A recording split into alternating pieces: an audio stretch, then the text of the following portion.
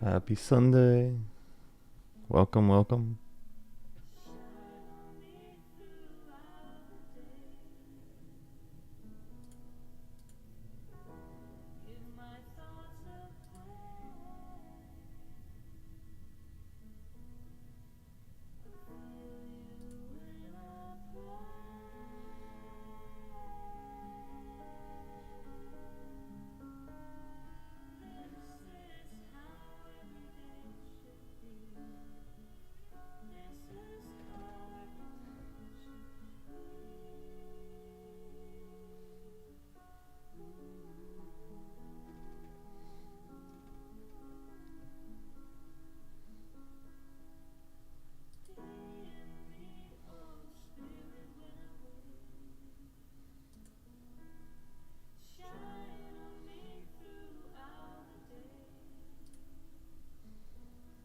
Sub Javier.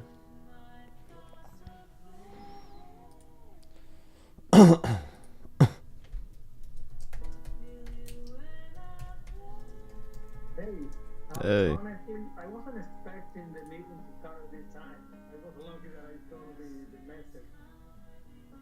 I thought it was going to start at 10 a.m. for some reason. On Sundays we changed it to 12. Okay. Yeah, we're just testing it out. Not sure we'll keep it that way. But we had a lot of like people that I haven't seen in a while come on when I put it at 12, so we'll see how that goes. Okay. Yeah. But usually we do on Wednesdays we still keep it at 10 a.m. All right. Yeah. Maybe I'll change it again, we'll see. But glad to see you here, man. Thank you. Yeah. How's everything going? Fine. I'm finishing a book. I'm finishing editing a book for Amazon because I had it in digital, and I saw that it's very hard for people to log in with their Kindle Amazon, and so I'm making a paper format for the book, a book for kids. Yeah. Nice. But I'm here. I'm totally here now, so no multitasking. Awesome.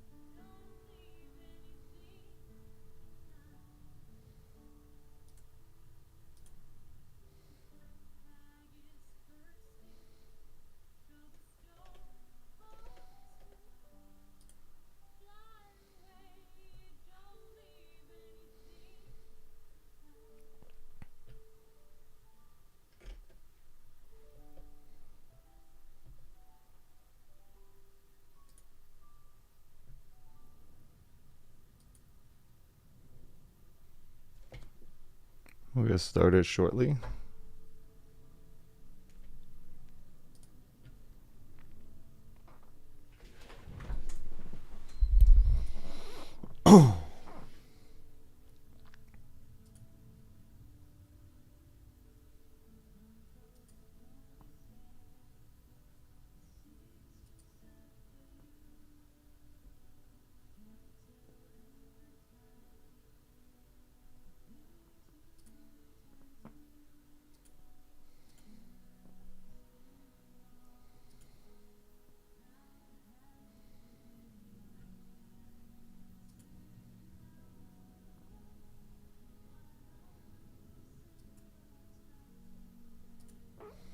Welcome, Diane. Yay, good to have you here.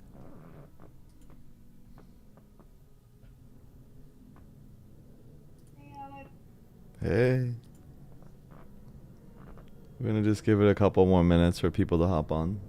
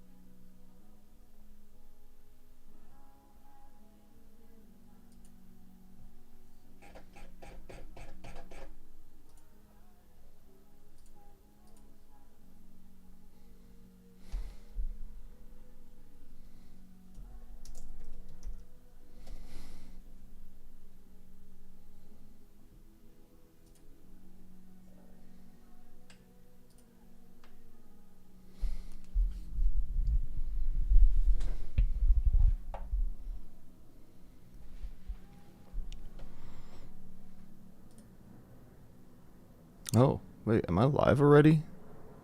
Holy crap. I did not mean to hit live, but welcome on Facebook, on Instagram, on LinkedIn. Get started here in a minute.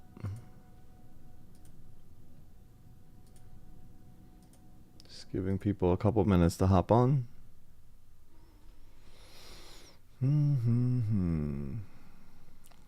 Nelson, welcome. Hey, Claudia. Hello, happy Sunday. Happy Sunday.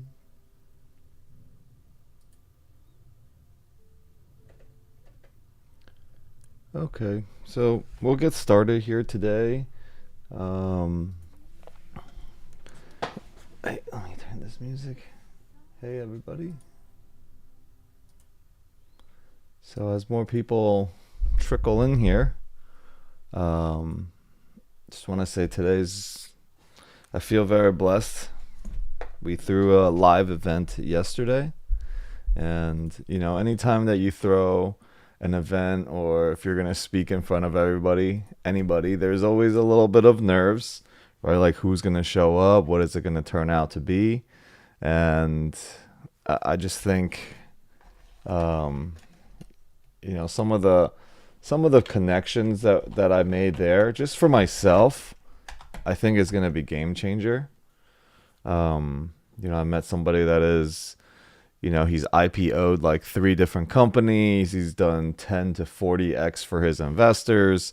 And he's got another company that is like, wow, it's literally, it's in the health sector, and it has to do with AI and quantum physics, and I can't fully grasp it, but basically he's going to be able to redesign or maybe create a print of your entire genetic and DNA makeup, And so anywhere where you can be sick, and you get, you know, whatever diseases that you have, like, it'll know how to treat you, you know, because everybody's kind of built a little bit different. So it's not just like one answer fits all. And one of my really good friends, his dad just got diagnosed with prostate cancer.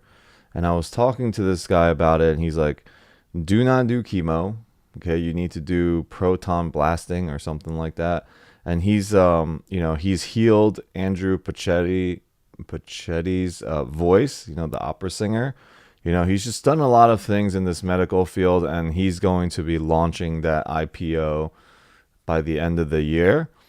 And just, you know, when you're in rooms like this where the wealthy are kind of talking, it just, for a while it doesn't make sense, because I'm trying to grasp what it means. He's like, well, you know, you can invest into it. Any one of your friends, whoever you want, you can invest into it pre-IPO for friends and family, which is crazy. This is how the wealthy keeps all of their people wealthy. When it IPOs and the stock price go up, you know, 8 times, 10 times, 20 times, whatever it is, because you bought in, you can actually continue to buy in at that low number. That doesn't even make sense in my mind. How can the stock price be at 30 and you just decide that you're going to continue buying in at 7 and then just make money instantly like that? It doesn't compute with me yet, but I'm just glad that I was in a room like this with people that are like that. You know, between my connections, my invites, and my partner Don Haley, his invites, we, you know, created a very powerful room. And you know, we're going to continue to do this. Freedom Formula is going to continue to be done on a monthly basis. So I'm excited for it. We're going to be doing it in Vegas, and then we're going to do it in Florida, and then we're going to do it in Vegas, Florida. So yeah, that was, you know, for me, I had a lot of nerves coming up in the beginning, because it's kind of like our first live paid event that I did, and there was a stage and all this stuff. So yeah, but the moment that I just rested and trusted in God to create, right? It's not about what what message I want to get across, but what message is meant to be gotten across, if that makes sense, right? So I have to remove my own agenda. You know, the moment that I removed my own agenda, the stress went away, which was really cool. I was like, you know, I created an exercise. I invented an exercise like on the spot called A Whole New World. And it was basically like, I just shared with everybody. I have no idea what it is that we really are meant to be creating here, what's going to happen here, you know, but I'm excited to find out what that looks like. And I shared about a model, you know, I shared, you know, some images of, you know, companies and our large funds and our banks and stuff doing things in the world that are just, you know, questionable at best. So I shared some of those pictures, and I was like, look, there is, his name is Rihan Heda, I think. I'll type it in the chat in a second here.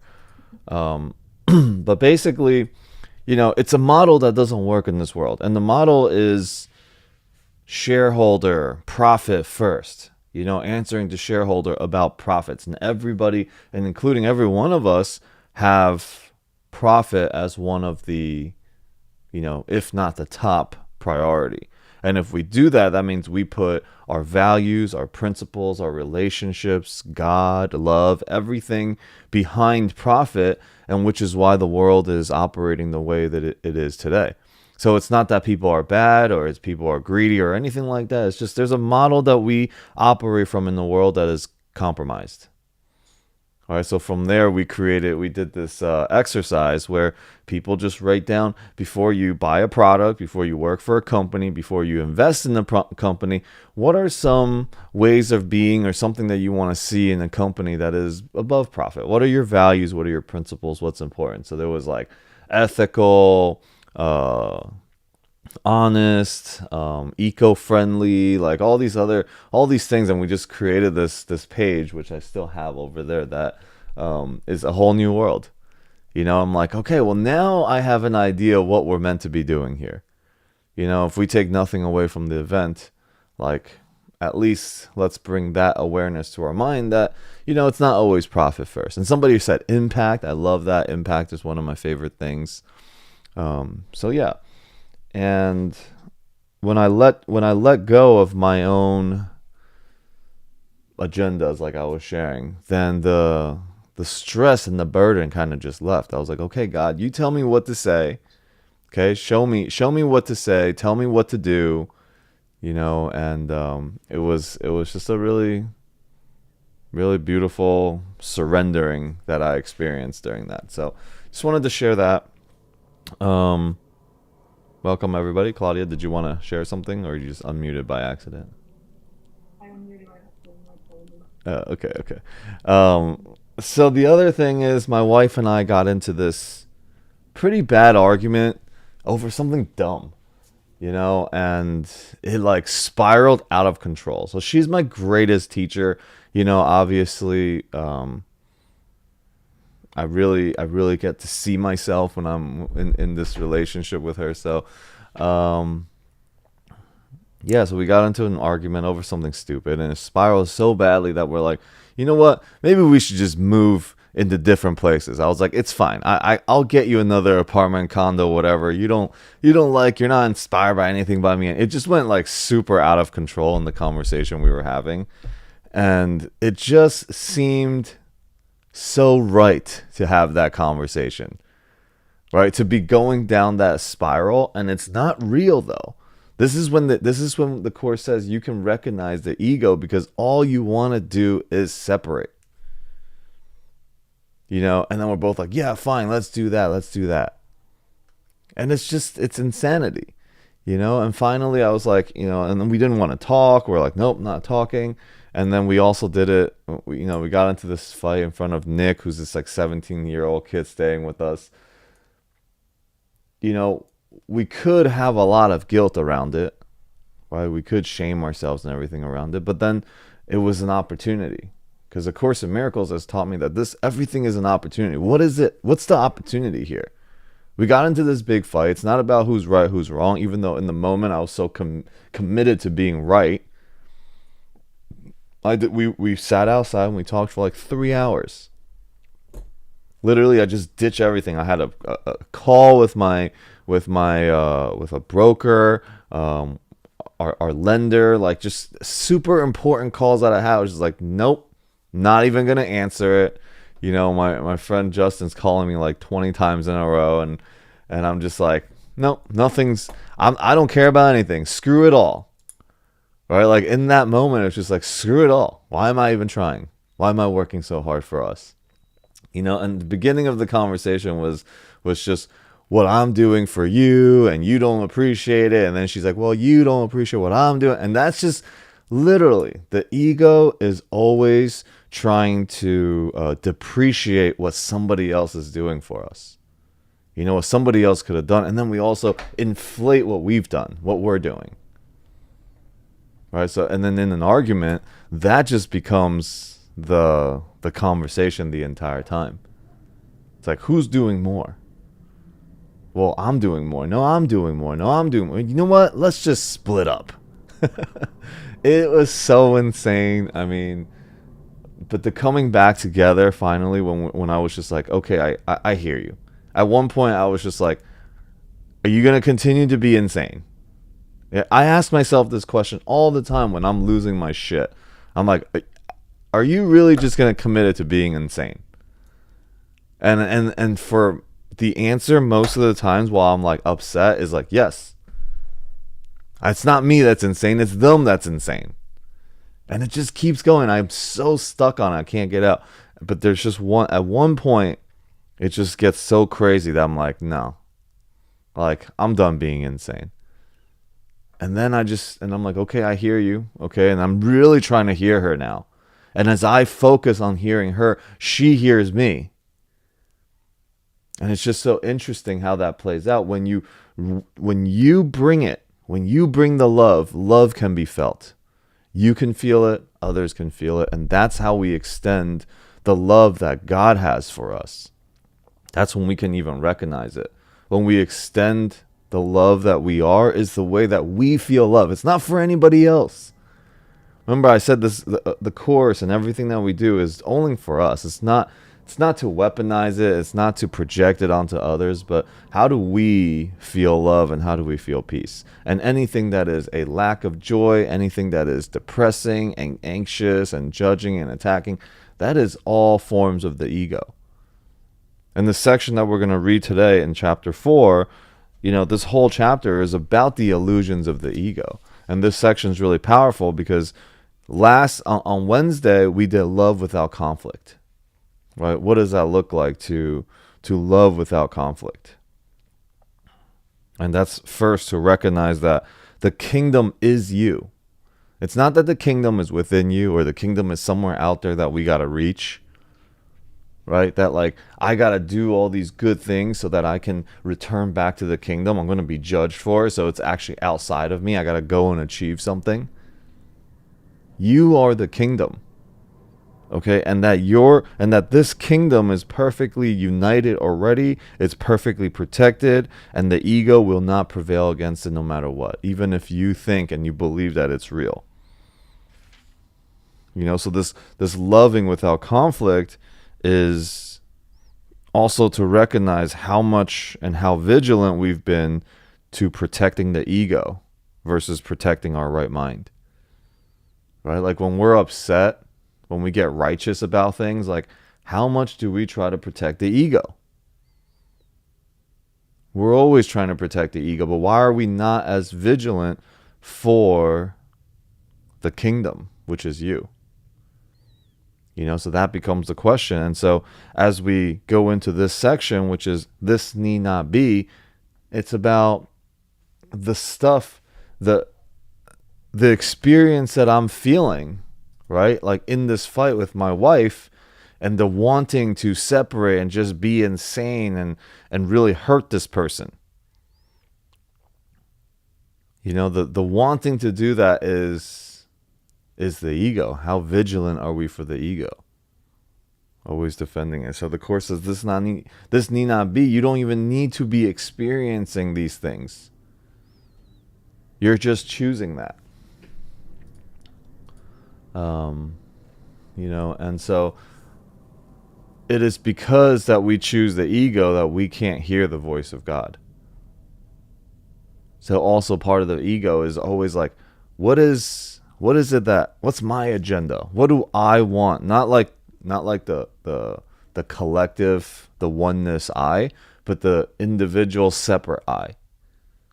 Right? And this kind of goes into the earlier in the conversation when I was saying, like, going on stage, I'm like, I have my agenda, what I want to tell them, what the offering that we want to sell at the end, things like that. I'm like, there's an agenda.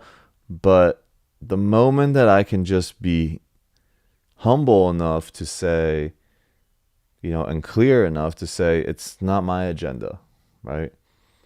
What is it that God wants us to be doing here? Why are we all here? We had to say thousands of yeses and nos, including to be birthed in this time and this year, to end up in this event together. The fact that whoever was attending was there with me at that exact moment, that exact time, is like winning the lottery 1,000 times in a row. So if it's that miraculous, what are we supposed to be doing there? And the moment I started to ask myself that and ask that question, my own agenda kind of went out the door. Right? I didn't really need to be, and without agenda, it's very light and very easy. I went over my time. I spoke for an hour and a half when I really was supposed to just do like 1 hour. But anyways, so when we are in that space, when we're in our ego, the Course says that's when we are dispirited, right? We're not in our spirit. And so anytime, if we're going to be vigilant about, about the kingdom, then whenever we go through these thoughts and we're withdrawing from love, and we are experiencing depression, anxiety, and guilt, and all of that, when we're experiencing those things, we can say to the ego that, you know, I won't look into this dark glass today, you know, because I know that the images are true. And then I let the Holy Spirit shine the light into this, you know, knowing that the light is really what owning must be, you know. And one of our friends in our ACIM WhatsApp chat put this great conversation between Albert Einstein and another professor, or a professor when he was young. It was like, does evil exist? You know, everyone's like, yeah, look at all these other things. Look at all these things in the world. We can point to all sorts of evidence that evil exists, right? And then the kid goes, okay, well, professor, does the cold exist? And he's like, yeah, of course, the cold, of course, exists. But cold is just the absence of heat. You know, it's the absence of heat. And then it's like, okay, well, does darkness exist? It's like, yeah, darkness exists. Well, darkness, you can't really measure even how dark something is. It's only the absence of light. Right? You can measure all the different wavelengths of light and the prisms of light, but darkness is literally just the absence of it, because as soon as light shows up, darkness is gone. And I was like, okay, well, does evil exist now? And it's like, yeah. Well, look at all these things that are happening in the world. But evil really is just the absence of love and God.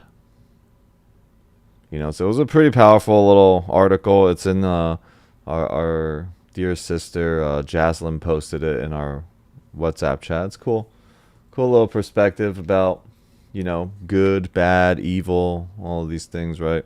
So yeah, we're gonna go into this chapter here, chapter 4. This need not be, and we'll kind of just carry on from there. Before I do, I'll just pull a little card for us here this morning. See what is wanting to come through for us. Yeah. Okay. So here's me. I'm gonna shuffle it. I think if you shuffle it like hard enough and fast enough, one card is just supposed to pop out. Is that how it works? No, it's not working. So I'm just gonna cut it, and this will be, oh, this card. I like this one. You know, this is actually a really profound lesson for me in A Course in Miracles. It took a long time, and it still teaches me and guides me like every day. So anyways, it says, I do not perceive my own best interest. Like, what? What do you mean I don't perceive my own best interest? But yeah, I don't perceive my own best interest. What could you not accept if you but knew that everything that happens, all events, past, present, and to come, are gently planned by the one whose only purpose is your good? Right? What could you not accept if you knew that everything that happens, all the events, past, present, and to come in the future, are gently planned by God, whose only purpose is for your good? Right? Like, if you knew that was the case, then okay, what is it that I'm perceiving now? Right? So I don't perceive my own best interests. I like that one, because at any given point, you know, in the lesson, in the back of the workbook for that specific lesson, I do not perceive my own best interest. It actually has an exercise that says, you know, if you go down the rabbit hole of just thinking about anything that you really, really want, right? If you kept going down like what you really wanted, you'll have all sorts of conflict. I want to be happy, and then I want all this money. I want this, and just they're all not congruent, and they end up clashing into each other. And you don't really know what you want, right? You think about your past, you think about the things that you've done in your life and the events that have transpired in your life. Some of the worst things that happened to you were the best things that ever happened to you. Some of the best things that ever happened to you when you were enjoying it were the most hurtful things, that were your heart broken and everything like that happened also, right? So we don't really know what it is that we want. So anyways, I'll get into the reading of this chapter here. I went on for a little bit just rambling. But yeah, I'll get into this chapter now.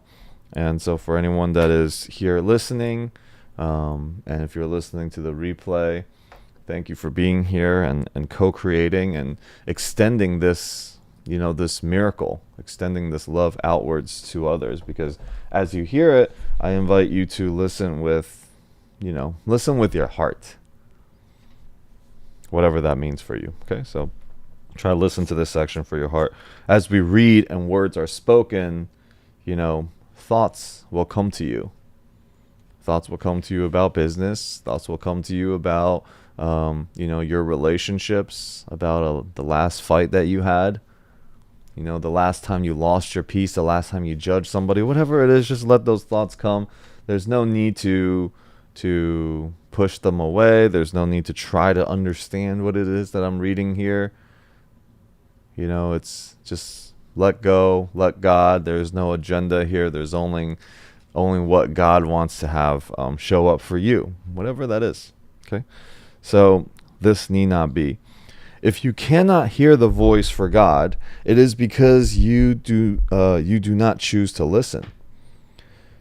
That you do listen to the voice of your ego is demonstrated by your attitudes, your feelings, and your behavior. Yet, this is what you want. This is what you are fighting to keep and what you are vigilant to save. Your mind is filled with the schemes to save the face of the ego, and you do not seek the face of Christ. The glass in which the ego seeks to see its face is dark indeed. How can it maintain the trick of its existence except with mirrors? But where you look to find yourself is up to you. I have said that you cannot change your mind by changing your behavior. But I have also said many times that you can change your mind. When your mood tells you that you have chosen wrongly, this is so whenever you are not joyous, then know that this need not be. In every case, you have thought wrongly about your brother, about some brother God created, and are perceiving images your ego makes in a darkened glass. Think honestly what you have thought that God would not have thought, and what you have not thought that God could have you think. Search sincerely for what you have done and left undone accordingly, and then change your mind to think with God's. This may seem hard to do, but it is much easier than trying to think against it. Your mind is one with God's. Denying this and thinking otherwise has held your ego together, but has literally split your mind. As a loving brother, I am deeply concerned with your mind and urge you to follow my example as you look at yourself and at your brother, and see in both the glorious creation and of the glorious Father. When you are sad, know this need not be. Depression comes from a sense of being deprived of something you want and do not have.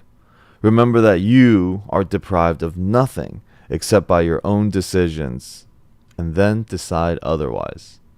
Wow, that's powerful. So when you're sad, depression, what is depression? The Course is just so, everything is always so congruent and so powerful. Depression comes from a sense of being deprived of something you want and do not have. Remember that you are deprived of nothing except by your own decisions, and then decide otherwise. Oh, thank you, Course. That sounds much easier to do, or to say than to do. When you are anxious, realize that anxiety comes from a capriciousness of the ego, and know this need not be. You can be as vigilant against the ego's dedicates as for them. So you can be as vigilant to it as how the ego dedicates itself to them. When you feel guilty, remember that the ego has indeed violated the laws of God, but you have not. Leave the sins of the ego to me. That is what the atonement is for. But until you change your mind about those whom your ego has hurt, the atonement cannot release you. While you feel guilty, your ego is in command, because only the ego can experience guilt. This need not be. Watch your mind for the temptations of the ego and do not be deceived by it. It offers you nothing. When you have given up this voluntary dispiriting, you will see how your mind can follow and rise above fatigue and heal. Yet you are not sufficiently vigilant against the demands of the ego to disengage yourself. This need not be. The habits of engaging with God and His creations is easily made if you actively refuse to let your mind slip away. And this is, as I'm reading this, I just want to also share that, my wife and I, after that big fight that we had and we almost split, like we were talking about moving in separate places, let's go and date other people, all sorts of just like insanity started to show up, right? In this conversation. And finally, when we heard each other, when we listened to each other, and really letting go of our own like attachments to being right. When I let go of all that, we really returned back to love. We hugged, and then we, since that moment, she came to the event, and everything has just been so loving. But how long can we hold on to that and not let it slip away? Right? Holding on to love. Like, I just see everything of her right now just in such love. A lot of times what happens is we let love slip away for so long. We let the thought of love slip away, whether it's with your partner or just with people or just our experience in life. We let love slip away so long, and then we just become okay and conditioned to sit in guilt, shame, anger. We let relationships be messed up and just let that carry on for a long time. We're not vigilant about being loving to a brother or a sister. So anybody that you have resentment against, anybody that you've had an argument or just a split with, like, you got to heal that in your mind. You let it slip away for so long, and that's how the ego is eating away at you. Right? That's how love starts to just dissipate and disappear from your awareness. And so any little disturbances like that is equally hurting to your mind. When you lose your peace, when you're unhappy, when you let that carry on and you don't return your mind back to love, you allow that to just eat away at your soul every single day. So how long have we just been doing that to ourselves? And the Course says, we've done it for so long. But in this moment, the holy instant, it can change. But you have to decide otherwise. You've decided for one thing for a long time. You've decided for the ego for a long time. But now you get to decide otherwise. Right? Make the decision. Okay? Make the decision. Like kill off the other possibility, so that you could be vigilant for love. And so just ask yourself, how long have I let love for myself, let love for others, how long has that been slipping away for? And, I can carry on this, especially with family, parents, things like that. You can hold on to resentment for a long, long time. And you think that that's not hurting you? You can't escape it. Okay, the condemnation that you put on somebody, you are putting on yourself. There is no escape. And so if we just pay attention to that truly. Tasnova, hey little sis, welcome. Hey, thank you. Yeah, so we're just talking about this need not be, this chapter. And I was just sharing for you guys that just jumped on, like, Love and I had this big fight, and then we, we're literally like ready to be like, yeah, okay, let's separate. That's how the ego does. The ego's like, yeah, they're too dangerous. You're not getting what you want and whatever. And then let's just separate. Right. So from that space, we've returned back to love since. And I'm just like, all right, how long can I keep this? How long can I be vigilant about love? before we let a whole bunch of things get in the way and love starts to slip away from us. You know, because that's when the agitations come. That's when the thought of I'm doing more and you're doing less, and we depreciate the other person's value. If we are not vigilant, we just let that little thing drip, drip, drip until something blows up. You know, and we do that with our partners. We do that with our sister, our family members, our parents, like just people in general. We think we're the judge. And we're the executioner too. We literally judge and execute at the same time. And then we don't go back to it. But because we did that to our brothers, the Course is saying, you can't escape it. You think you can just cut somebody out of your life and you decide that you are separate from your brother or your sister, that you can escape this judgment that you placed, this attack that you placed on them? No. Because as you cut somebody out, right? As you condemn somebody, you're cutting a piece of the whole out, which includes you from the piece. That means as you separate them, you're also separating yourself. You can't escape any of the judgments. So if we're going to be kind and loving and generous, like do it, the Course says do it for selfish reasons. Because there is really no selfish reason. If like people are like, oh, selfish. Okay, well, selfish. If there was only one, then selfish is only bad when you think that there are more than one, when things are separate.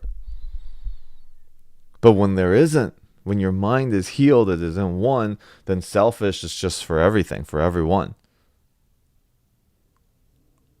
All right, so like that's kind of the healing of our mind, but it's hard for us to grasp because we're like, wait, there is separation. How does this even work? But we have to be vigilant for oneness. We have to be vigilant for love. We have been vigilant for too long for our egos, for separation. Okay, so from this moment on, you have to make the decision that you will no longer allow love and God to slip away from your mind. Okay, so the problem is not one of concentration. It is the belief that no one, including yourself, is worth consistent effort. Ooh, see, this is great. You believe that somebody is not worth the consistent effort. You give up on somebody. Side with me consistently against this deception, and do not permit this shabby belief to pull you back. The disheartened are useless to themselves and to me, but only to the ego. But only the ego can be disheartened. Everything and everyone, all of your brothers, everyone is worth the consistent effort. That's what the Course is saying. The Course is saying we have a belief that people are not worth our consistent effort. That our brothers and sisters out there are not. And what we're really saying is that we are not worth the consistent effort. And by that, we're saying God is not worth the consistent effort. Right? So if you hold resentments against anybody in your life right now, think about how it's worth the effort. It's worth the effort to continue trying. There are people in my life right now that, are, I don't know, I don't feel we are not having the best relationships. I don't even know I'm a little confused about the misunderstandings that have shown up, but I can continue to say, hey, I love you, hope you have a great time, just continue, like consistency, even though I get like nothing in response. Right? You can still always be expressing love because it's not for them, it's for you.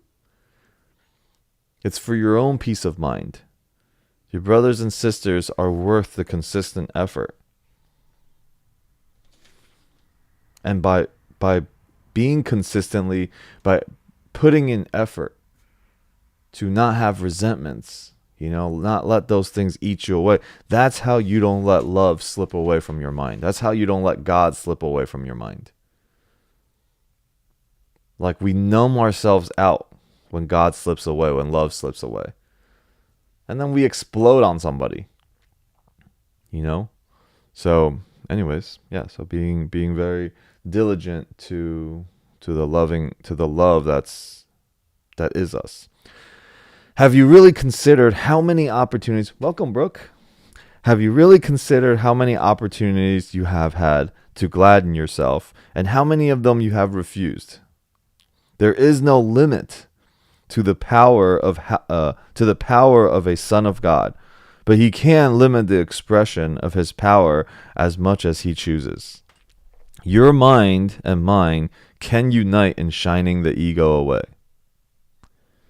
releasing the strength of God into everything you think and do.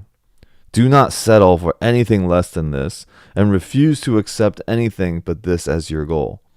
Watch your mind carefully for any belief that hinder its accomplishment, and step away from them. Judge how you have done this by your own feelings, for this is one right use of judgment. Judgment, like any other defense, can be used to attack or to protect, to hurt or to heal. The ego should be brought to judgment and found wanting there. Without your own allegiance, protection, and love, the ego cannot exist. Let it be judged truly, and you must withdraw allegiance, protection, and love from it.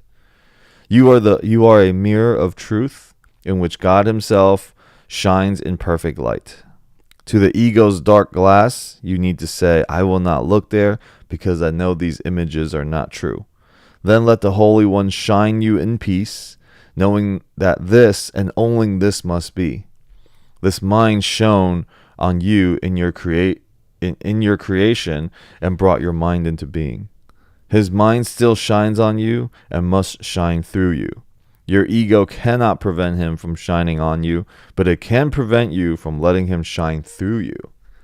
So God's love shines on you no matter what. Only you and your decision for the ego and for lovelessness can you block the light from shining through you. All right, and then I mentioned in the beginning of our call that the way that you recognize and really feel love is for you to give this love to your brothers and sisters, to give it to others. You give your love to others so that you can feel love. Think about that. That's like very opposite of our 3D world, right? I give you something, now I don't have it anymore and you have it. But love is like, in order for me to actually feel and know what it is, I got to give it away. It's complete upside down perspective. That's why the Course says you're either dispirited or you're inspired.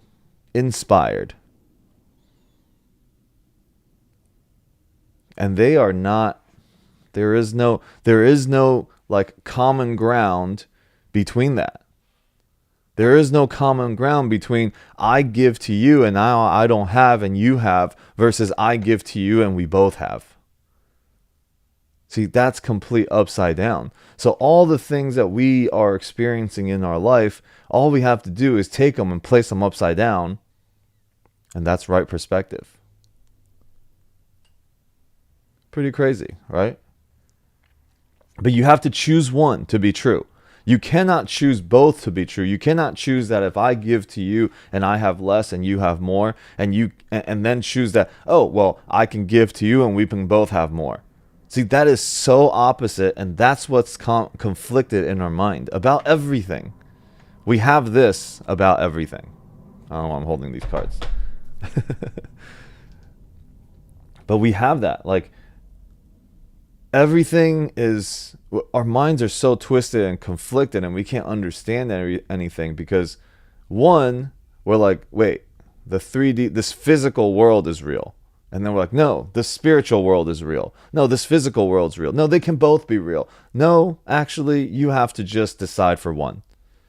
The vision of one world costs you the vision of the other. That's it. You got to choose. Are you going to walk inspired, or are you going to walk dispirited? And the Course is showing us all the ways in which we can say no to the ego, no thank you, and then say yes to spirit. And then just see how you can walk through this world and be in relationships without your own judgments, just letting go of it. Right? Like I was sharing, when I got on stage, when I had my own agenda, when I was thinking of things, it was like, wow, this is really hard. And then all the other thoughts of, well, what if this happens? Well, what if people aren't even engaging? What if I say, hey, engage, and nobody's engaging? Like there's all of that starts to come. All the doubts and concerns and questions, right? But then when I was like, yeah, I have no idea what we're doing. I even said it to the audience. I don't know what we're doing here. But we're here to find out. And when that happened, it just was so natural. It was so clear and free. I'd like the burden just off my shoulders. And I'm like, okay, God, tell me what to say. Show me what to do. And then it just went on, and the audience was very engaged, and we laughed. And then I was funny, and I was funny. I think I was funny because people were laughing. So, yeah, I mean, I had a great time. And then I made some crazy connections. Crazy. It wasn't like a big room. It's 7 days. We decided that we're going to put the event on. Okay. And then thanks, Brooke. We decided to put the event on, and we're like, oh yeah, we're going to do it in 7 days. I'm like, what? We're not even going to plan this thing. We're just going to go right. Like, let's go from concept to a live event, paid event, by the way, not even free. This is my first live paid event that we did. Okay, it wasn't a free meetup. I've done free meetups with 150 people showing up. But it really doesn't get you anywhere when things are just free, because nobody's taking anything seriously. But in a room of 35 people that paid, like, I cannot even believe the people that I met. Okay, I'm about to work with this guy that's IPOing this company. Is going to be insane. Okay, with health. I was so blown away when he came on, and he was a sponsor for us. He just gave us a $5,000 check and was like, here, yeah, I'm sponsoring you guys. Gave him a stage time, 15 minutes. I was so blown away by the end of his presentation. Me and my wife were like, how do we give money to this guy? Can we give you money? That's how great it was. And when somebody can enroll me like that, actually, I'm pretty easy to sell too, I think. Yeah. Everybody basically sells me anything all the time. Okay, I just, you don't even have to say anything to me, and I'm like, okay, I'll buy it. My wife, on the other hand, is not easily sold. All right, so both of us were like, take our money already. So now we're going to be doing this thing with this guy. I mean, he's going to be IPOing this crazy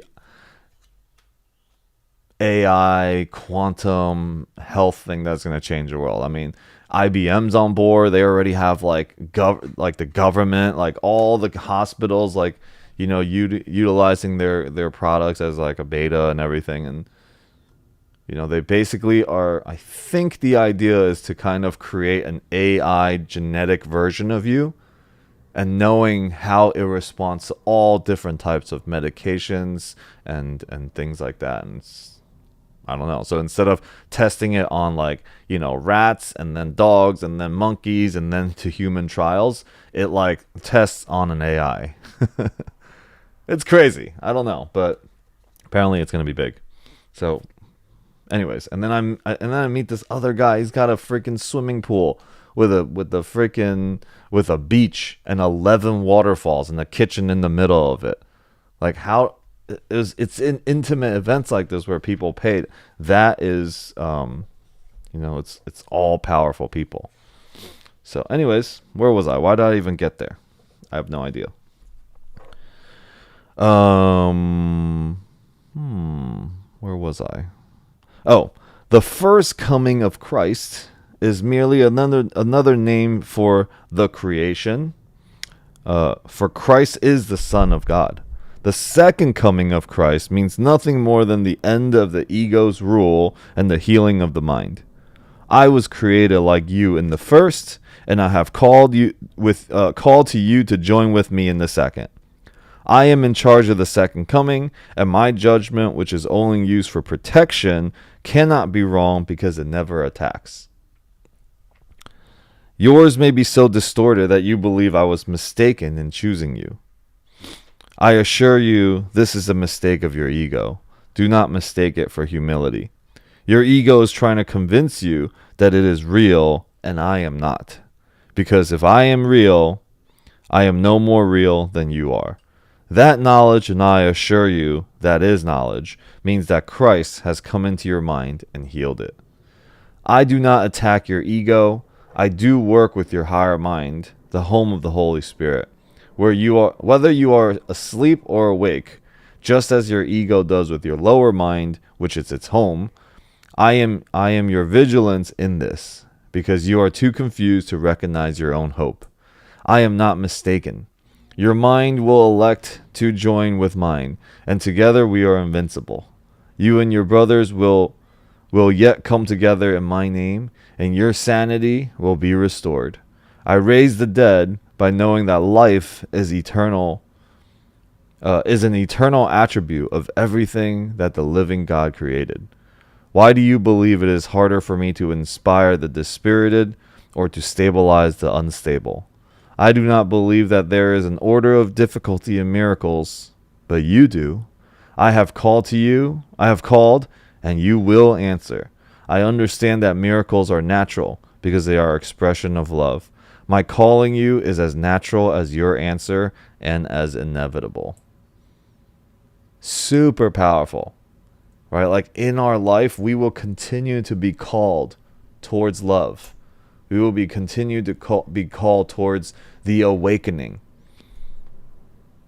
And it shows up every moment of our life with the people that we have resentments and we have things against. It will continue to show up because it's calling you to say, all right, enough is enough. Right? I will no longer walk this world holding on to resentments because it's only eating away at you. No longer will love slip from my mind. You got to make that decision. You got to answer the call. And the Course says, your answering of the call is as natural as Jesus doing the calling. Right? And our job is to emulate Jesus. Right? How Jesus is towards us, how our older brother is to us, we are going to practice that with others. And the Course says, right, it's not about concentration, it's not about focus to keep love with you. What is important is for you to change your belief that everyone is worth your consistent effort. The only problem there is that you believe people are not worth your effort. And if that's the case, you can't escape that judgment that you just made. But the redemption, right? You've crucified. That's not the main point here. The main point is that the resurrection, okay, the love, the coming back to it, that your redemption to this will always overcome the judgment, always overcome the traumas and the things that you have created against love. Love always rises. Light always rises. Darkness doesn't even exist. It is just the absence of light. Your lovelessness doesn't really exist. It's just the absence of love. As soon as love is replaced right back in there, it's as easy as darkness disappearing. Now, if we got our own agendas and we just keep going on about it, then we can't see it. Then darkness and lovelessness continues to exist because I think, oh, I'm doing this because I want this, or whatever that exchange is as your agenda, your thinking, your belief in something, that delays the resurrection. That delays the love, the coming home of love, of you coming home to love. All right, so that section is like all the stuff that you've caused in your own life, all the disheartened things, the heartbreaks, the depressions, the guilt, the shame. Anytime that you are having loveless thoughts, this need not be. That's what the Course is saying. Okay, just because you can't hear the voice of God, okay, if you can't hear it, it's because you have chosen not to listen. Okay, so moving forward, what do we do? All right, so I think a simple task coming out of this chapter is just search your mind, and it's probably already there at the forefront of your mind, is who do you hold resentment against? It could be people that you're actually having interactions with today, and you just have a mask and a front, and you hold this resentment on them. Man, I hate when they do this. It's so annoying. Even that little bit of disturbance, it's equally, hurting your mind. It's equally eating away. So, yeah, find that in your, who do you have little energies and triggers against? And begin to let that go. I'm vigilant. Okay, you are worth it. Like, just think in your mind that this person is worth my consistency of giving love. My effort is worth my consistent effort. Okay, if we just say, if we come to the conclusion that, yep, they're a piece of shit, they're ungrateful, they're this, they're that, they don't care, all those things, it's actually us just saying, yeah, you're not worth my effort anymore. That's all it is. And so find that. You don't even have to do anything with them. See, the Course says everything is an image anyways. You have an image of yourself, and then you also have an image of this person. And all that image is in your mind. That means physically, you don't need to do anything with anybody, but you can, in your mind, heal it. You can heal this relationship in your mind. And then just watch. The physical follows the spiritual. The physical, the bodies, follows the mind. Okay, it's not the other way around. See, like earlier in here, the Course was saying, you think that you can change your mind by changing your behavior. No. It doesn't work like that. You don't change your mind by changing your behavior. But the Course also says that you can change your mind, though. How do you change your mind? It happens in the mind. It happens in your choosing to be with God, to be with love. So it's been a great lesson. My wife and I getting into this big fight. Like, I literally was like, that is it. This is it. I'm done with this shit. Like, just insanity. Because, those of you guys that have known me for a long time that have seen me in anger sometimes, like, it's literally insane. Like, this is it. I'm done. Fuck it all. Like, just ready, Like, what? And even in those moments, I'm like, are you done being insane? No, shut up, higher mind Alex. I'm not. Okay? Like, this is how I want things. Like, fuck you. Stop telling me if I'm insane or if I want to choose something different. Or like, literally, that's just how insane we are. But it's like, okay, the gentle reminders are still there until I'm just like so tired of being insane. Like, literally, at some point, like, my heart was like hurting. My heart was hurting. I didn't even know. You can feel your heart hurting, right? Like, I mean, yes, when my dog passed away, my dad, and I don't remember it. I needed another reminder. It's like a freaking one of those things that, like, boom, recharges your heart. So we go through those things, and those times there are moments, these feelings of pain and these feelings of anxiety and worry and just thinking like, oh my God, what am I going to do? They're great reminders for us. You know, that is the time to really deepen our faith. You know, when my deal is not working out the way I want it to work out, when things are not happening, I'm literally freaking out.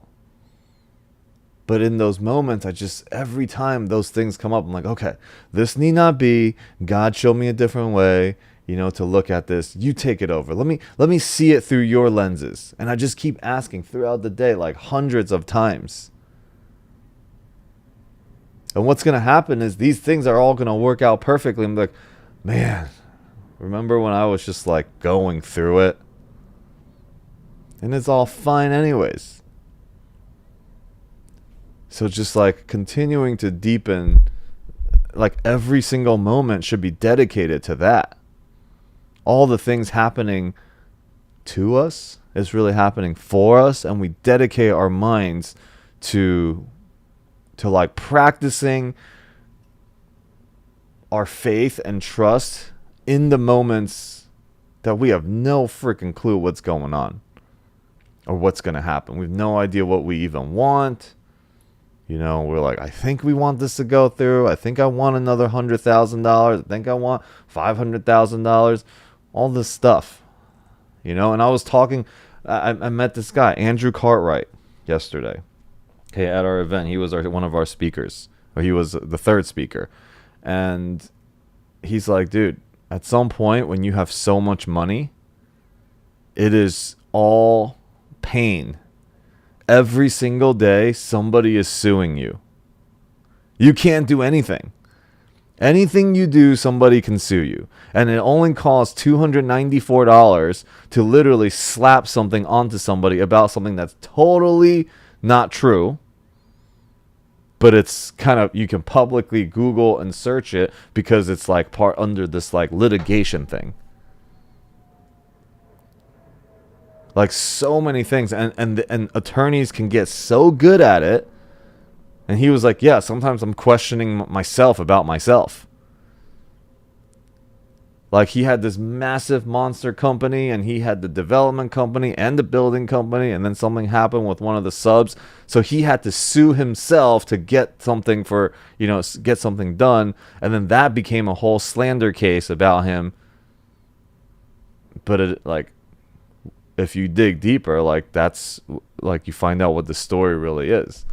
But on the surface, it's like, dude, this guy is, you can think he's unethical and this and that based on the what's posted, you know, and he's going just every single day. It's just a litigation because of how big he's gotten. So is it more money that you want? Right? We don't even know what that looks like, but we think we do. That's why the Course says you don't know what you want. And today's card that we pulled is, I don't perceive my own best interest. So then the only thing we can do is in our life, as things show up, let's find God in it so that we can have peace. Because the only worthy question is really, who am I? Right? And through all of these things, through the money, that's not who I am. Through the statuses and the fame, that's not who I am. Through this relationship with my wife, that's also not who I am. Teaching A Course in Miracles, that's also not who I am. There's an image. You know? So, anyways. Oof. 1 straight hour of talking. Let's anybody else wanna share anything? What are you hearing? Feel free to, you know, bring up anything that you're hearing here. Questions, thoughts, comments.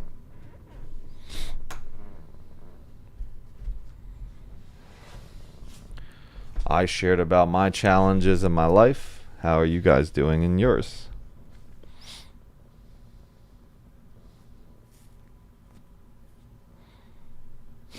Thanks, Javier.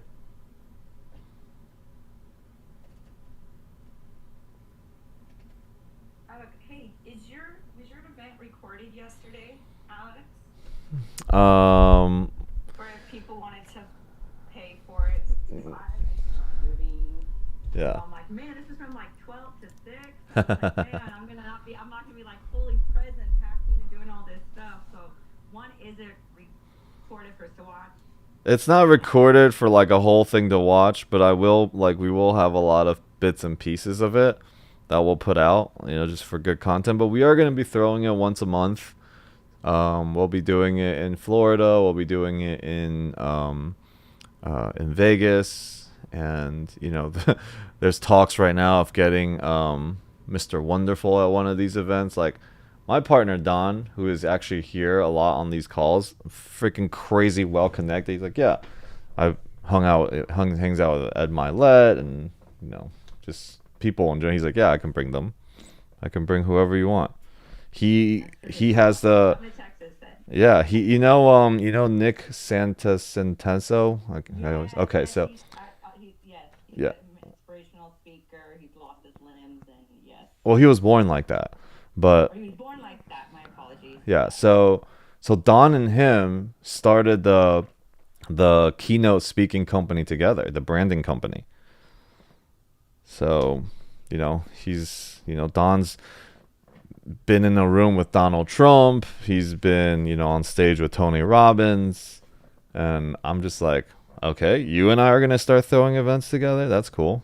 Hell yeah, you are.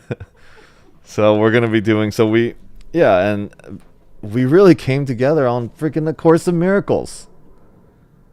We met at a small intimate event. I really like small intimate events. He's like, dude, if we wanted to, I could put a 500,000 person event together like tomorrow. I just gonna call a couple big speakers and we're good to go, right? And but he's like, it's in these intimate small events, like he and I got together there. We got to talk about A Course in Miracles, got to talk about our faith and all this, and then he decided that he's going to be recommitted. So he went to California in what's it called? What is that place that they're doing baptisms right now? It's like Mount Shastis, right? So like it's big movement over there, doing great things. So he went there with his wife, and they literally on Katya's birthday this past week, a couple of days ago, went there and got baptized, and now we talk about faith and God, and it's awesome. We pray before the event, and that's how we came together. And now we're throwing events together. We're gonna be doing retreats. I'm like, okay, let's do it. I'm like, I'm coming along for the ride. And you'll be announcing this how? Just in social media? Yeah, it'll be everywhere, but this event, we literally thought about it 7 days ago. We're like, this is a great idea. We should do something together. He's like, okay, well, let's throw it. Let's throw the event. I got the place. We just throw it. And we did. It's freaking insane, because most people, like when we were doing Michael Blanc's event, it's literally done 12 months in advance. Yeah, he's like, no. And then with Tommy Jones, one of my other partners, Wealth for Real Estate, he put his wealth on our watch, an event I spoke with in October, in 2 months. And everybody thought that was absolutely crazy. Like, what the hell are you doing? Like, 2 months on and popping. I think it was like 200 people. And it turned out phenomenal. And then I hear you saying a week. I'm like, what the hell? Yeah, so this guy Keenan, who works with him here, he throws events on for other people here, and Don, like, they're like, yeah, we've put events on 7 days, 8 days, and they've put 150, 250 people in a room before. He's like, everybody, you just need to be very clear. So we weren't very clear on our audience. This is the reason why we had like 30, 35 people. And also Fun Launch was happening, and WealthCon was happening here, and there was another big event happening here in Vegas. I'm like, damn, all the people I know is all at different events. But he's like, dude, it's not even about the people you know. He's like, how do you market it? How do you call it to the right people? Like, our event's called Freedom Formula, and it wasn't until like the day of the event that we're like, wait, Freedom Formula, we're not really actually teaching people like passive investing. We're giving people the opportunity like for active investing so that they can get to the passive. Right? Here is a bunch of side hustle. Does making 50,000, 100,000 for you like like extra a month, like would that change the way you go about your Freedom Formula? Right? And that entire thing we were marketing as if we're like got like passive investments for people all the way up to like the day before, and then we switch like our target. So now that we're clear, he's like, once we're clear, he's like, it's fine. Our first event, this is all trial. We've never got on stage together, and he freaking blew my mind when he was talking about crypto and Forex and commodities. I was like, okay, I'm in. I guess it's time to diversify. Yeah. Anyways, so there'll be more. We're going to do Florida. We're going to do Vegas again in June, and then we're going to do Florida in July. And then I'll be going to Burning Man in August, but we'll probably put another one on. We just want to do it once a month and, build up like a powerful group of people. Like we're bringing our communities together, which is really cool. Very rare. Imagine like Michael Blanc and like Brad Sumrock decided, hey, well, let's bring our communities together. Let's make one offering. That just is not going to happen. There's too much ego in these spaces, all right, for people to really come together. Is I swear they look at their competition as opposed to collaborating, and they all set up these events the same freaking day. I remember at one point, like there was a Michael Blanc event, and then Grant was having an event, and then Tony Robbins was having an event. I remember that. The event, right? We're off by like one word. I'm like, you guys do this on purpose? Like it's just so irritating, especially when you're a part of multiple communities and you want to show up or see the people, and then they're literally this exact same date or one date apart. Like you guys are crazy. Yeah. It's so frustrating. It's like whatever. It is what it is. What are you gonna do about it? We're the low end of the totem pole, just showing up. Well, they're also showing us, what's possible for us, right? As we are coming up and going to these events, and we're, everyone's stepping into their power and throwing their events, like it's just a full circle. Now they're like our parents, right? We're like, yeah, well, that's not working out. So now, like, you see so many people are coming together to put events on, like, especially when we're on the come up. Now the goal is not to let the ego get in the way and separate. That's just like, it's so beautiful to watch. Like, this is exactly how we work as human beings. When we're on the come up, it's all about collaboration. And then when we're big, it's about separation. It's like, okay, well, when is this? Who's gonna disrupt this and keep it going, right? Show a model that works forever. Right. So I hope that, as I'm on the come up in this space, that A Course in Miracles keeps me straight. The plant medicine journeys keeps me straight. Because definitely lots of opportunities for the ego to show up. My relationship with my wife keeps me straight. My relationship in this community. So, and yeah. I agree with that. It's not all ego, because I'm personally in that situation when I get to Texas where I'm like, man, I value partnerships, but at the same time, sometimes I want more control. I don't want to be fourth, fifth on the line. I want to be able to just walk in, hey, I need to see this or that. It's about having more control, more clarity, more cash flow. We have so many partners.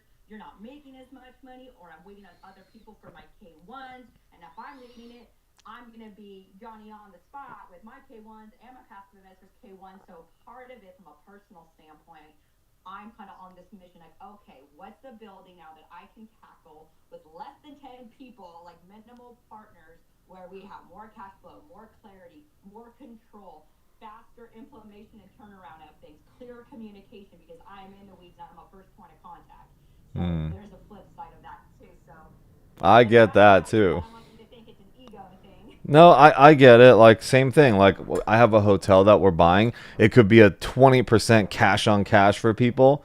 But I'm like, if it's that great, why do I even need to bring in investors? Correct. It's like...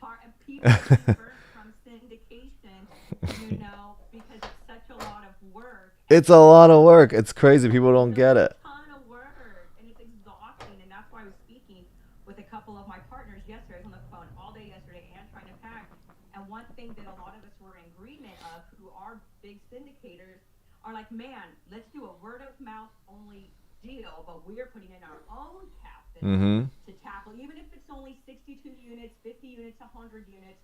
Let's find something that we are all on the same page. We don't need to raise money. It's our own money. We have equal ownership based off, whatever. Like, let's uncomplicate this, because a lot of us, when you're starting, as you said, you have to rely on people. You don't have the liquidity. You haven't gone full cycle. Once you're getting your network, you want more control. Well, now just put your own money in and cut that out. That's why the fund of funds is so enticing, and you're hearing this coming out more. However, my understanding, I still have a lot to learn on this, is that it's so expensive, or they're charging a percentage. So unless you're holding a few million, then okay. And I'm not the expert in this, so that's why that's also appealing. Either you're seeing more people creating a fund, or it's a word of mouth deal, and all of the GPs are contributing to the capital themselves, and we're not raising money. Yeah, we should start a podcast, Brooke. We've been talking about this. We've had so many podcast ideas on A Course in Miracles, and then also I think it's just time. The relationship one. Hey, like you're married, I'm married, and there's so many people that want a partner in life and in this business, and sometimes they feel like they're alone. We had a conversation and went back and forth. And remember, we were sharing titles and all of these things, and me and David, my husband, we were talking about we need a mixers, because over half the people in this community are singles. And I always tell my girlfriends that are super successful in this community, I'm like, you guys are going to meet your partner at one of these events, because not many people are going to know your hustle.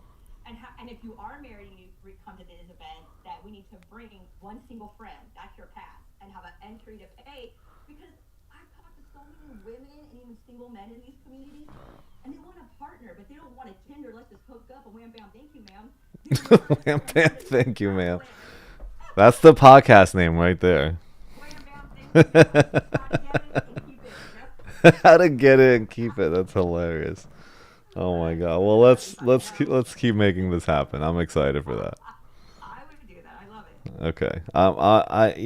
I'm open. I think you and I have great synergy in that. So. Okay, I want to read something I just kind of flipped open. I've been flipping around in this Year of Miracles from Marianne Williamson. Let's just see what, she has. Oh, what is that?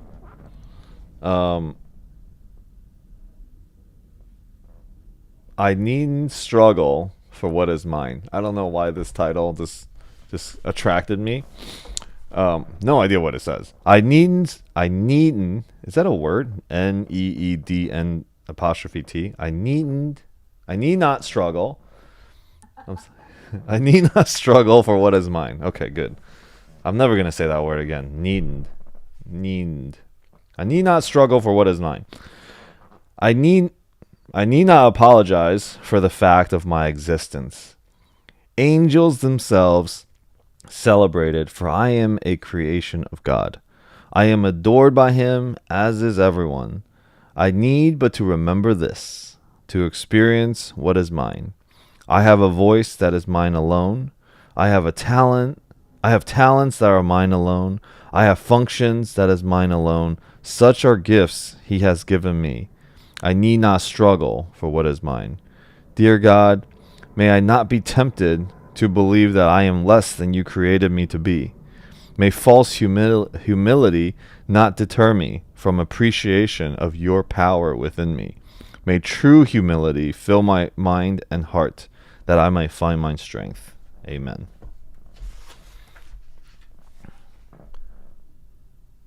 And the other one, of course, I have to read this one, because literally right next to it, it says, may the animals be blessed.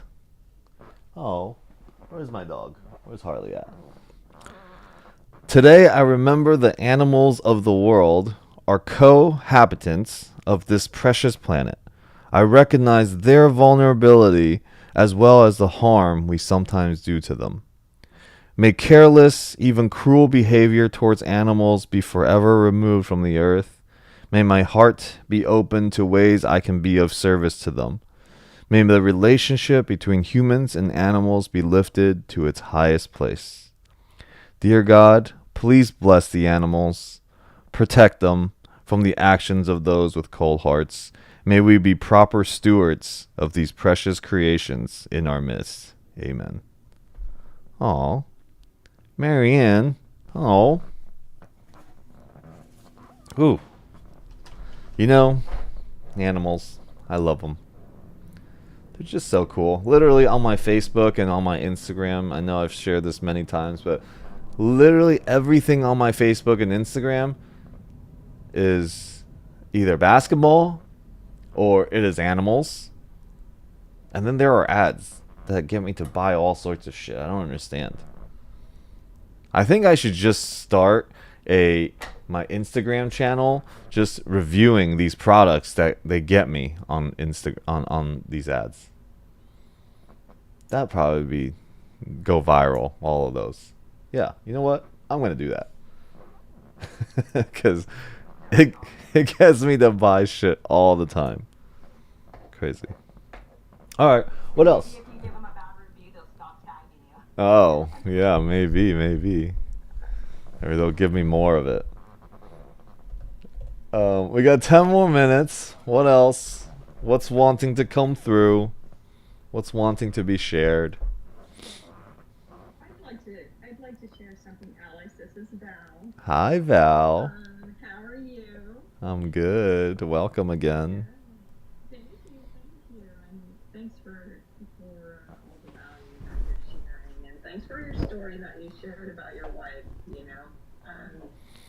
I wanted to just mention that I've been in a relationship for the past 12 or 13 years, and have gotten to the point where I decided that no more. I mean, this person has struggled with addiction, and so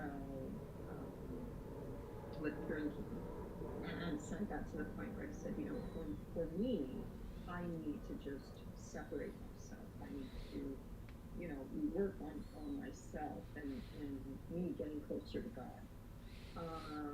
And so when you were talking about, love and, for me, God is love. And when I'm in that space of love, I just feel so much better. Right closer to God. Right? Yeah. And so,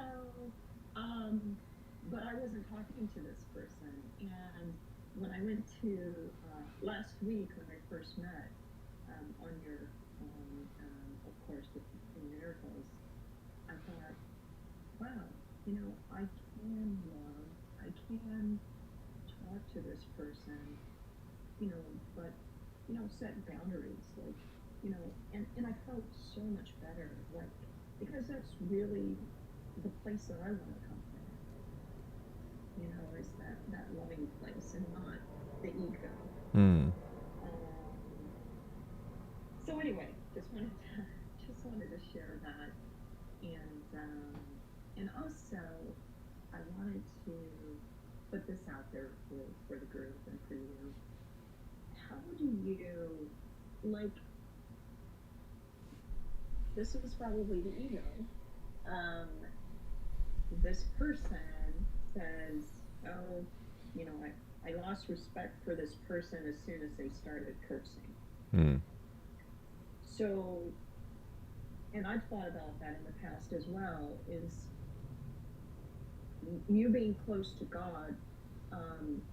I guess I was thinking there are certain things that I would think God doesn't want us to do, like to hurt others, to, and cursing was one of them. Like, I grew up, thinking that, people that did this, well, are you really close to God if you're cursing, if you're throwing out F-bombs? And so I've since thought, okay, well, maybe this is just like, you can say and do whatever you want. Well, not do whatever you want, but not harm others, but you can still be close to God and say a curse word. So, so, so I just wanna like, can you like just kind of comment on that? Yeah, What I do you can think I can about that? definitely comment on this, but Brooke Yeah. definitely wants to comment on this. I want to let Brooke Yes, comment yes. first, and then I'll go. Okay. Awesome. We'll have Thanks, like Brooke. opposite spectrums here. I'm guessing, but go ahead, Brooke. All right.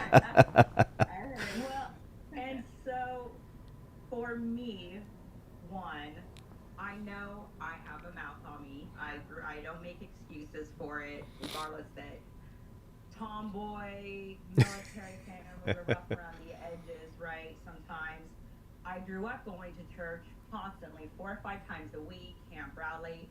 I'm a good person with a big heart. So here's my my perspective on this, because I have been on stage before, especially in Texas, which is literally the Bible buckle, super religious people that advise on a survey. Brooke was my favorite speaker, super powerful, but her message was lost because I said shit and ass. I'm like, really? Really? And it was whatever, right? So my perspective is if you're gonna judge me off my mouth, I hope you as a person, you are a resemblance of God in every way, shape, or form. Do not judge somebody because of their delivery. Because for me, words have power. Yes, sometimes if you're constantly swearing, it minimizes your, visibly people think you're less educated, you have a limited vocabulary, etc. Some words, when you're passionate, it just gets the word out, right? However, some of these same people that are super, I call them hypocristians. Sorry if it's about, if that you guys are, I don't want to offend anybody on that, but some of the people that will come at me for me saying a word, shit or out. It's not like I'm saying the F word or super derogatory terms, though that happens occasionally, but not on stage or podcast. Um, when I get to know these people, they're not living their best lives either. So if you want to be mad, well, a person of God doesn't swear. One, I disagree. I am a swearing Christian. I'm a very good person. However, then make sure that you're not breaking any of the Ten Commandments. You're not doing any of these other things either. And I just think that's super judgmental, just because and I am working on my mouth, especially since we are moving to Texas. But I'm also going to tell you, because I speak on a lot of stages, and I'm from California, things are a little more laid back here.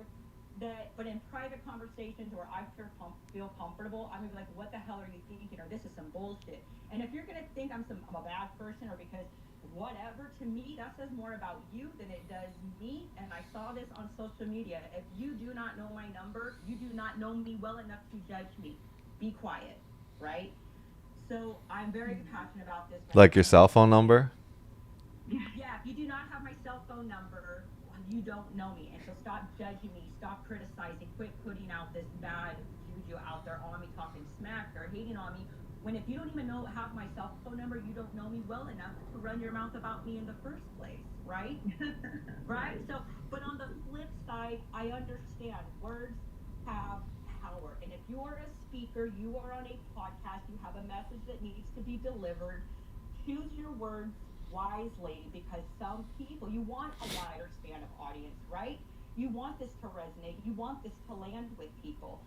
And that's okay. But then my close knit community, and I am working on this, but on my close knit community, I'm going to be me. I'm not going to change who I am. And I just, but it is a sore spot with me that I am working on. But I know who I am as a person, and I don't think somebody should be minimized because they occasionally swear. And while Alex speaks, I'm actually going to see what the Bible says about swearing, because now I'm curious about this now that this topic is up. I don't recall. So I'll let Alex speak. yeah. I just want to say thanks for that, Brooke. And like I said, I've kind of changed the way I think about that, because I have a good friend, and she swears a lot, and I know that she's a Christian and she's a beautiful person. Yeah. So yeah. So go ahead. Go ahead. Well, so let's first macro it out a little bit. Does being a Christian make you closer to God than being a Buddhist or a Muslim or no religion at all? Does that make you closer to God? No, right? not at all. Right. So exactly. So it doesn't matter what the Bible says or what anything says. The other thing is, It's like, okay, well, I'm gonna refrain from doing it because I want to have more people. You think you want, right? It's all comes down to you think you want. You think you know. And those are the things that get in the way. Like, if you swear, does that bring you further away from God? Right? God is only just the remembrance of love in your mind. You could be swearing all day and just see love, in people, because words are, you decide what the word is, what the word means, what the energy charge of the word is, right? Because I can say fuck and have zero energy to it, and then somebody else has crazy energy to it. But the word itself has zero power whatsoever, only what you give it. So if you think about the word fuck, or somebody says shit, or whatever it is, what you think about it will determine if it's loving in your mind or if it's shaming in your mind.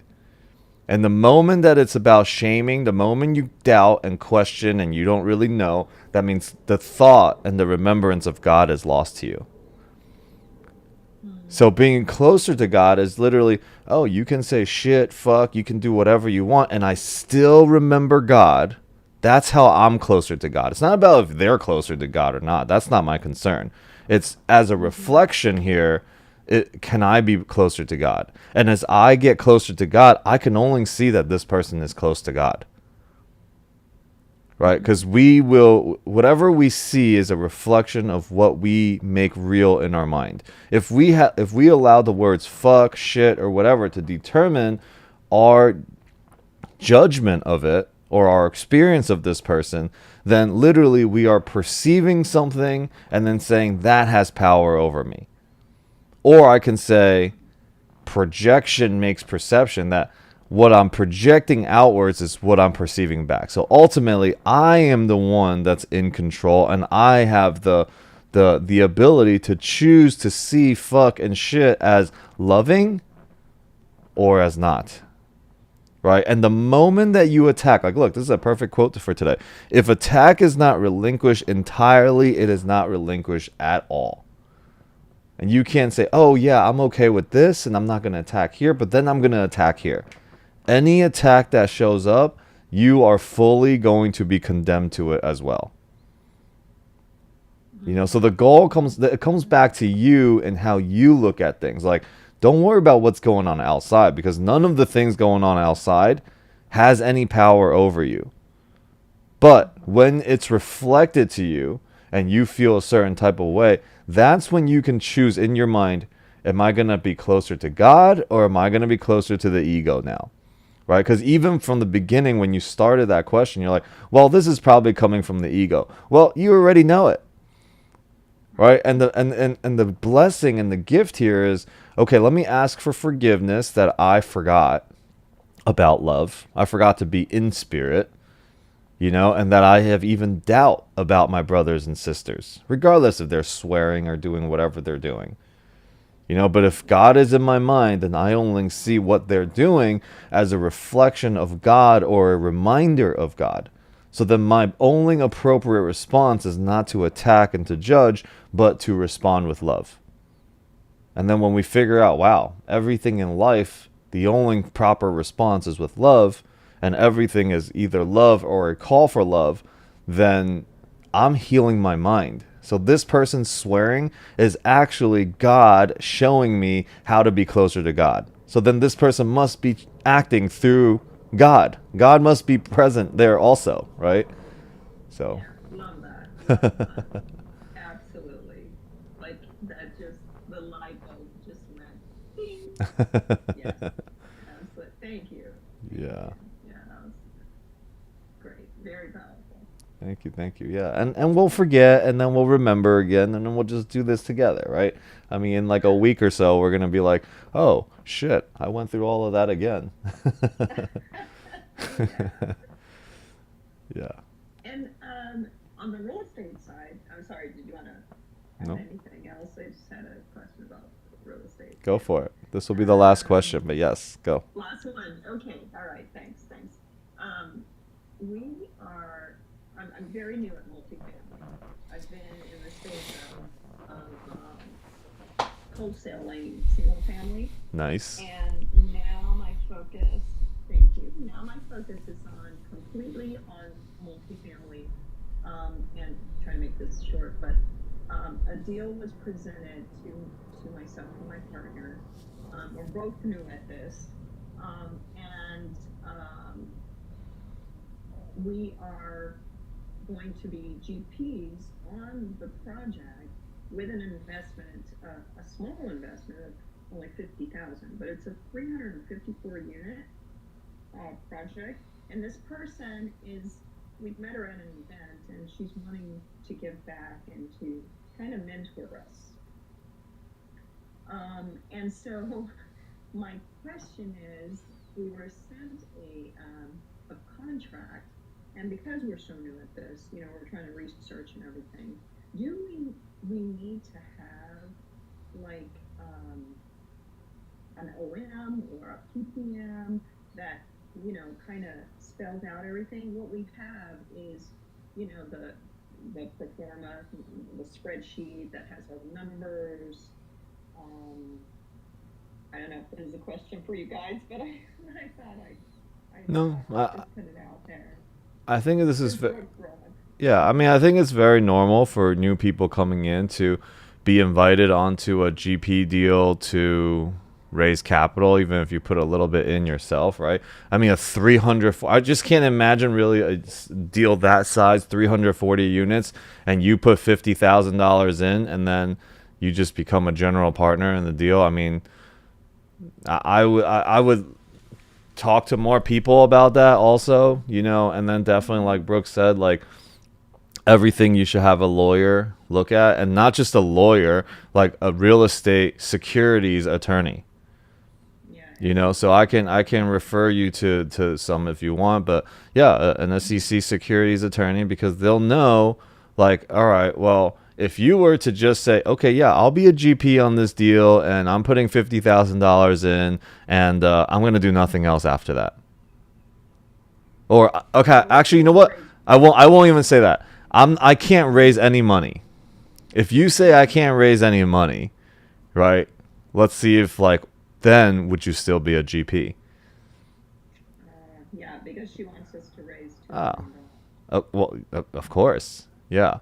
And then if she starts to compensate you for that $2 million, then that's also against the law, right? But everybody's doing it. It's not like, everyone is doing that. It's just, just be in this game knowing that you're gonna be in this deal, and it might be a decent investment, but you're here to learn. Prioritize learning over, whatever returns that is, because at some point you're going to get a chance to lead a deal, right? So how fast can I get there? Then after you lead a deal, you're going to be like, shit, this is a lot of work. And you've made some money at this point, hopefully. And you're like, yeah, I'm trying to find an operator. This is why I teach. And I have a mentorship. I have this group because I'm looking for people that can step up to the plate and actually run deals and be in integrity, be diligent, be accountable, responsible, that I can give my money to, right? I'm not going to be running deals for very much longer. All I'm doing right now, any deal that I get into, I'm looking for an operator, and this operator, I'm like, come in, you don't even got to raise any money. Right? Like literally that's how we're doing this hotel deal. I got a guy coming in. I don't need you to put any money down. I don't need you to raise any money. I don't need you to do anything. You're going to just run this deal, right? Like you have 12 other hotels. I'm going to bring you in because I feel like I need him more than he needs me. Yeah. Right? And this is actually one thing that I think is a good way of thinking when you're in this game, and you try to remember, is that treat everybody like you need them more than they need you. It's a good way to start, to keep yourself humble, and to know that team is most important. Right. Yeah. So, learn as fast as you can to be an operator. Then you're going to operate. Then you're going to teach someone. And then you're going to be able to identify a great operator. And then you're going to be on the flip side, right? The super wealthy Andrew Cartwright guy that I met yesterday, if he just needs to deploy money. He's like, if you got a business that is positive cash flowing, I'll buy it. You don't even need to increase it at all.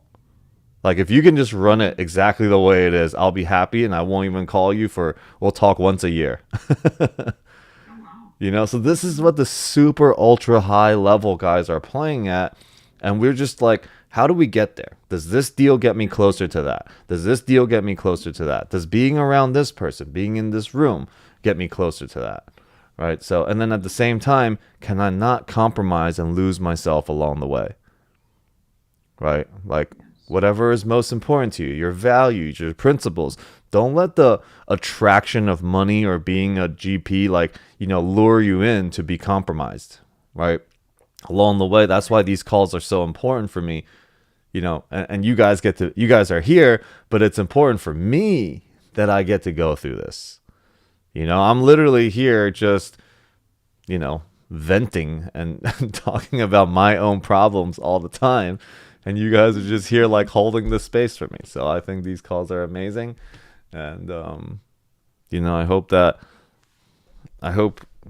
wish you great success in that space, and that you learn quickly, whatever it is that you need to be learning in this space. Yeah, that's the reason that even, or that we even wanted to be a part of it, is to learn, and that's primarily, what we're thinking about, and to be a part of the whole organization of this. We felt like we could learn a lot. Yeah, totally. Like just feel it. Yeah. Feel it with your heart about the people. I think that's the most important. Like if you can feel like, okay, I like them. There's something about them that is attracting me to it. Not about the opportunity. Don't let the opportunity attract you. Let the people attract you. And that's what it was. It was the person. We met Good. her, we went out to lunch, and it was just a really great connection, even before talking about the opportunity. Awesome. So, yeah, so, Okay. Yeah, and I would also yeah, and then I would also make sure that they're good mentors, or you want to find yourself a mentor, right? Like I'm in all sorts of different masterminds, right? I started being a part of all of them because I wanted to ask questions, like things that I didn't know. I wanted to move from A to B as fast as I can. And so yeah, I got a mentor, and then I got into deals. And in my earlier deals, like some of them are doing super good, some of them are doing bad.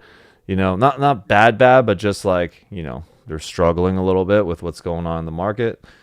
But everything is learning, and during the hardest times, I'll tell you this right now, when you're, if and when you go through this, actually probably in your journey, there will be deals that your investors will not want to hear, and it's going to be hard. You have to like triple down, quadruple down on your communication with them. When things are not going well, like it's easy to have great conversations and communicate when things are going well. But the most important thing is when things are not going well, right? Like I'm invested in other deals that they're not going well, and I haven't gotten a distribution in like 2 years. And like, I'm like, how hard is it to get in touch with somebody? All I get is a freaking email, right? And like, it doesn't make me feel good, right? So, anyways, I hope that itself sticks with you in the future when you start to encounter it.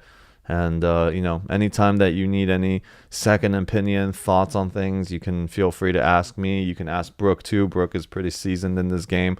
So, yeah, you got people on this call also in that space. So, yeah. Sent you a lot of message about it on the chat.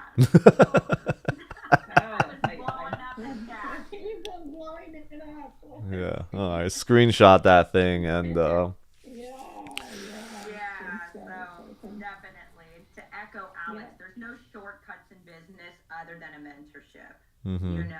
You need to be around the people that are doing it. You need to be able to ask the questions. Most GPs, they want people who are already a part of masterminds, mentorships, or they have experience. They really can because time is of the essence on these deals. They really don't want to train Right. somebody simultaneously while you're trying to slay and tackle down this deal, Yeah. right? So that is Right. super Right. open-hearted of them, but make sure that your roles are determined, mission, vision, and values are aligned, and that you are you're coming on as something that they need or are lacking, right?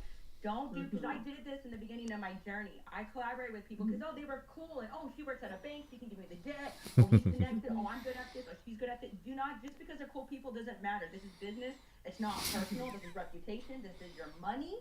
You do not play with your reputation or your money, especially if you're serious about this long term, because then you're gonna cut yourself at the knees before you even started. So I always tell people, date people. I always say date. This is not a one night stand. This is a marriage. Date people because you are now in contract 3, 5, 7 years in this deal. Right. And I'm glad you had lunch with these people, but would they pick you up from the airport if you needed a ride to the house? Would they like have a good friendship? You want people who are your business partners and that you can also go break bread with and that have your back and that you can call and say, hey, what the hell is going on here? And you can have difficult conversations. Protect your money, your future, your brand at all costs. All it takes is one hit for people not to trust you, and it takes years to grow a brand, right? Mm. So you got this, and just go in with your eyes wide open. Yeah. Thank Awesome. thank you, Brooke. Yeah, I think.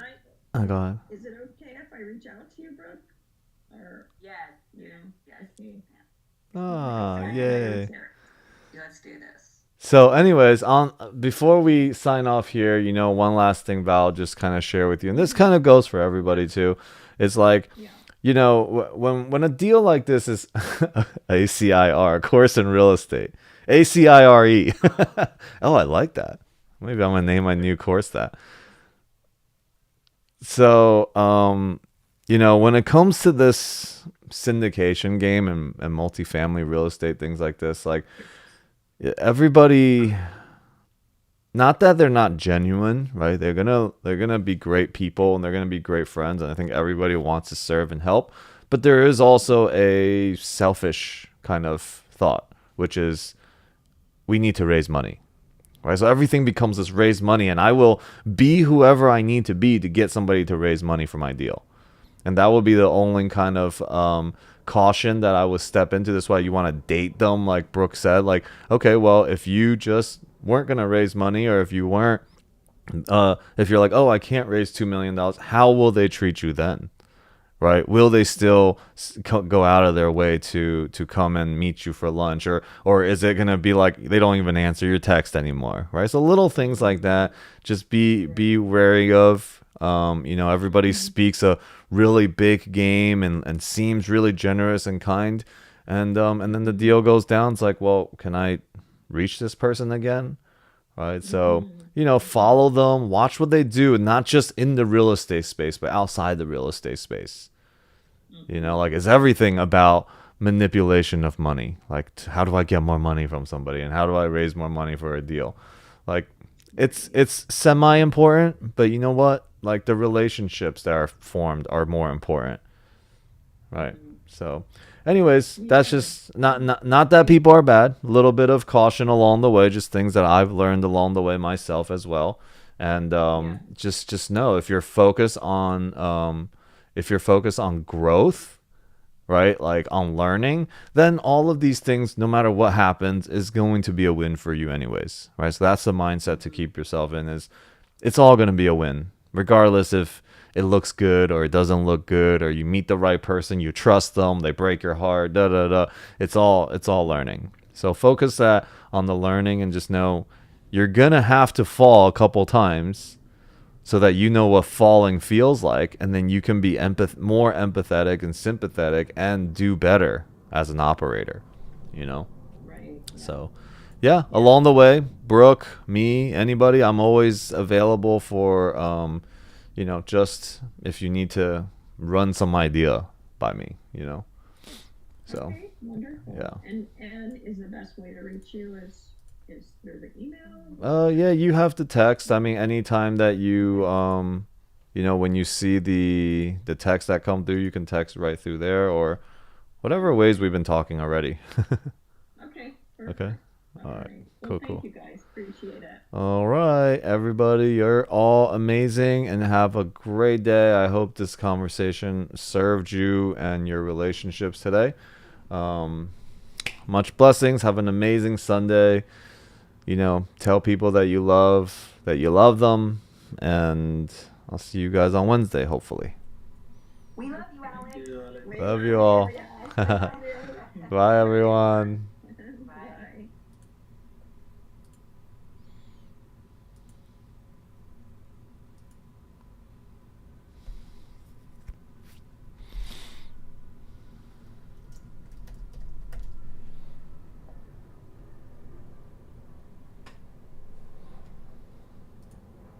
All right. See y'all later.